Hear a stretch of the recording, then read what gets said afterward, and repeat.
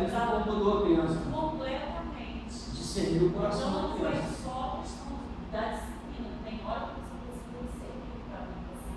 Tomou umas paradas de graça. Eu fico assim, esse livro é terrível para a gente, já que hoje da gente, né? Porque, meu Deus, eu errei.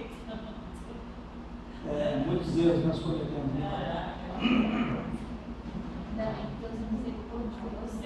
Aquela história lá da oração, do discípulo, né? Deus faz. Né?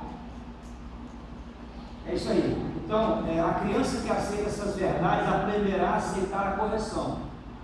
Tendo sido quebrantado e surpreendido ao ver meus filhos aceitando a correção no final da sua adolescência, nos primeiros anos da vida adulta, não porque eles dêem orientação da melhor maneira que existe, mas porque foram persuadidos de que o que rejeita a disciplina menospreza a sua alma, porém o que atende à repreensão adquire entendimento. Isso aqui é a Bíblia. Será que esses pais leram isso para os filhos? Claro que leram.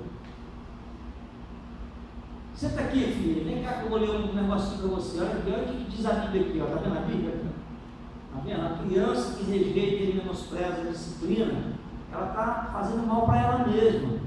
Mas aquela que aprende a disciplina, que aceita a correção do papai, né, ela está adquirindo sabedoria. Olha que legal. Olha como é que o papai do céu quer que você seja. Depende de você precisa aceitar, receber. Isso aí é uma forma de libertar a criança da idolatria, de forma lúdica, né? Alegre, agradável e atraente. Eles entendem que seu pai é o agente designado e usado por Deus no papel de autoridade para orientá-los no caminho dele. Portanto, embora eu não seja um instrumento infalível na obra de Deus, eles sabem que receber a correção nos trará entendimento. Resumo: discernir essas questões pode lhe dar força e coragem enquanto faz a tarefa para a qual Deus te chamou. Você é autoridade sobre seu filho porque Deus te chamou para orientá-lo. Amém? Todo mundo está entendendo isso? Você o orienta sob a autoridade de Deus. Seu direito de estar no comando é derivado da autoridade divina. Você não precisa ser indeciso ou ditatorial. Você é o agente de Deus, com o objetivo de mostrar o caminho dele a seu filho. É o agente de Deus para ajudar seu filho a entender a si mesmo como uma criatura no mundo criado por Deus. É o agente de Deus para mostrar que seu filho necessita da graça e do perdão divinos. Você depende de Deus para dar-lhe força e sabedoria para esta tarefa. O pensamento claro sobre a função de disciplina ilustra a importância de ver a si mesmo como agente de Deus, chamado por ele para estar no comando. Uma das partes mais difíceis do êxito no processo são os pais receberem a revelação de quem eles são mesmo, do papel deles, da incumbência deles, da tarefa, da função, de quem são. Isso é a identidade de Deus. Não há uma crise terrível na igreja, de modo geral, de ser cristão como deve ser cristão, porque não se conhece a identidade do cristão? Da mesma forma, tem uma crise por não se saber qual é a identidade do pais. E aqui ele está enfatizando nisso. Saber qual é, saber quem é, né? Quem você é. Disciplina corretiva, não punitiva. Se a correção centraliza-se no pai ou na mãe que foi ofendido, então o foco será expandir a ira ou talvez vingar-se. A função é punitiva. Entendeu? Se esse for o foco dos pais, né? Se os pais puxarem para si. Se, porém, a correção centraliza-se em Deus como o ofendido, o foco é a restauração. A função é restauradora. Destina-se a levar a criança que desobedeceu a Deus de volta ao caminho da obediência. É corretivo. Disciplina, uma expressão de amor. No intervalo para café, em uma conferência para pastores, ouvi alguém conversar. Eram pais falando a respeito de seus filhos e não resisti em ouvir. Sou muito duro com eles, comentou o primeiro. Eu os disciplino o tempo todo. Eu realmente preciso. Minha mulher nos ama demais para discipliná-los. Olha só, que gracinha, hein? Acho que você e sua esposa precisam estabelecer um equilíbrio, observou o outro. Sim, continuou o primeiro refletindo, nós precisamos de algum equilíbrio entre a disciplina e o amor. Olha só, os caras estão ceguinhos, né? Cegueira dos dois lados, né? Quase me engasguei com o pastel que estava comendo, com biscoito. Equilibrar a disciplina e o amor. Pensei em Provérbios 3,12. Porque o Senhor repreende a quem ama, assim como o pai ao filho a quem quer bem. Então Provérbios 13:24 veio rápido à minha mente. O que retém a vara aborrece o seu filho, mas o que o ama cedo o disciplina. Está vendo? E ainda Apocalipse 3,19, Vitor. Eu repreendo disciplina a quantos amo. Como é possível equilibrar a disciplina e o amor? Disciplina é uma expressão de amor. A conversa que escutei não é incomum. Muitos pais carecem de uma visão bíblica de disciplina. Eles têm a tendência de ver a disciplina como vingança, vingança dos filhos pelo que fizeram. Hebreus 12 torna claro que a disciplina não é punitiva, mas é corretiva. Hebreus 12 considera que a disciplina como uma palavra de encorajamento e a dirige aos filhos. Aquele livro diz que a disciplina é um sinal de identificação de Deus conosco como nosso Pai. Deus nos disciplina para o nosso bem, para que tenhamos parte em sua santidade. Ele diz que, embora a disciplina não seja agradável, mas dolorosa, produz uma colheita de frutos de justiça e paz. Em vez de ser algo para se equilibrar com amor, ela é a mais profunda expressão do amor. Deus fornece a compreensão sobre o que é disciplina. Sua função não é principalmente punitiva, é corretiva. O principal motivo da disciplina não é vingar-se, mas corrigir. Ao disciplinar biblicamente uma criança, seus pais estão se recusando a tornar-se cúmplices voluntários na morte de seu filho. Olha bem. Cúmplices voluntários, hein? Não disciplinar significa se tornar cúmplice com a morte dele. É dizer assim, meu filho pode ir para a morte, que eu concordo, vai em paz. Né? É igual aquele filho, aquele pai que estava dizendo que queria que a filha estivesse onde? No quinto dos infernos. Está indo para o quinto dos infernos. Não disciplinar é enviar para o quinto dos infernos. O que torna essa ideia tão difícil de entender? É difícil por causa do que discutimos acima. Nós nos vemos, ou melhor, não nos vemos como agentes de Deus. Portanto, corrigimos nossos filhos quando eles nos irritam. Quando o seu comportamento não nos irrita, não os orientamos. Assim, nossa correção não visa resgatar nossos filhos do caminho do perigo, mas antes, exibir nossa frustração.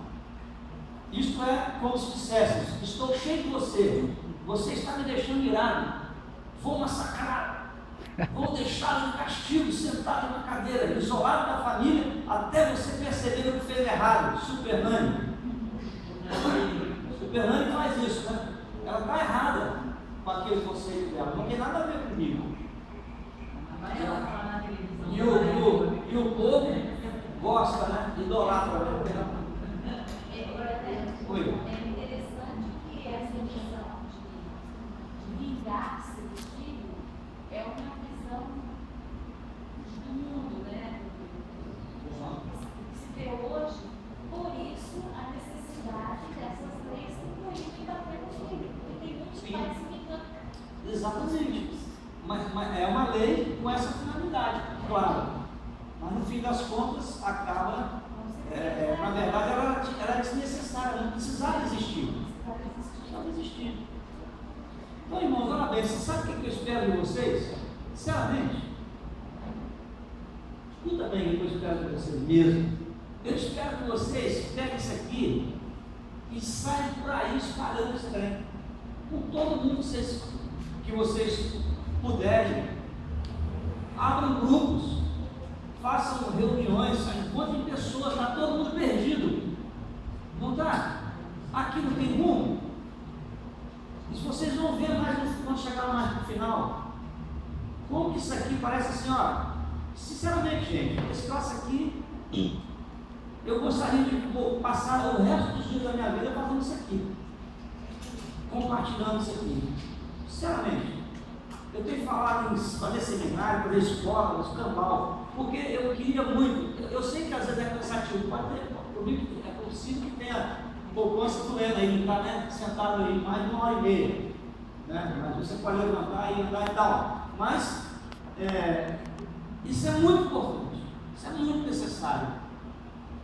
Então a ideia que me surgiu agora foi fazer uma escola, isso aqui, transformar em uma escola. Escola com matrícula, com mensalidade, com prova, com escambau. Para quê? Para gerar isso assim. Não é para crente, não, para todo mundo, para qualquer um. Aliás, estou sentindo falta, gente. As 3, Aniversário de 15 anos, né? Eu vou te falar, hein? Pois é, assim, acontece. Entendeu, gente? Quantas pessoas você conhece na Alex? Isso aqui, Luciana, lá na comunidade que se reúne, né, irmão? Oi?